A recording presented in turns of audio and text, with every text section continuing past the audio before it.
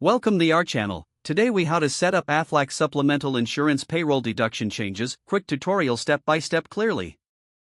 To set up Aflac supplemental insurance payroll deduction changes, begin by logging into your payroll system. Locate the employee management section of the platform. Find the employee whose payroll deduction needs updating. Click on the employee's profile to access their payroll information. Look for the option labeled Deductions or Withholdings. Select the Aflac option from the list of available deductions. Enter the new deduction amount or percentage for Aflac supplemental insurance. Double-check to ensure the information entered is accurate. If required, add any notes or comments related to the deduction change. Save the changes to the employee's payroll profile. Confirm that the changes have been successfully updated in the system. Notify the employee about the changes made to their Aflac deductions. If necessary, provide them with documentation or resources about their Aflac insurance options. Regularly review payroll deductions to ensure compliance and accuracy in the future. Schedule periodic check-ins for any upcoming Aflac policy changes. This will help maintain clear communication regarding their supplemental insurance options. If the page does not load, refresh the browser or try again in a private or incognito window.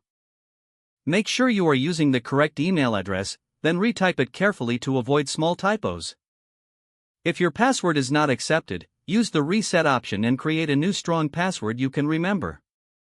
Check your spam folder for verification or security emails, then complete any requested confirmation steps.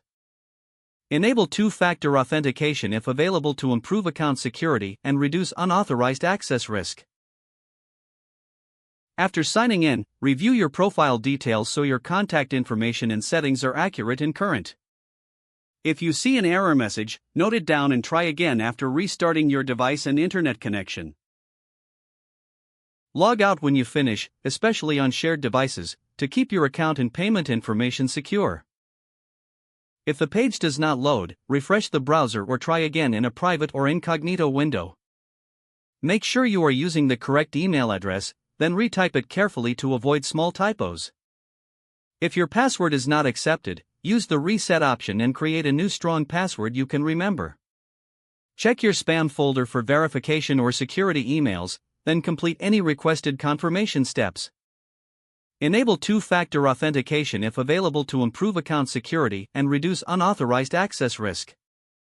Don't forget to like this video and subscribe to our channel for more step-by-step tech guides.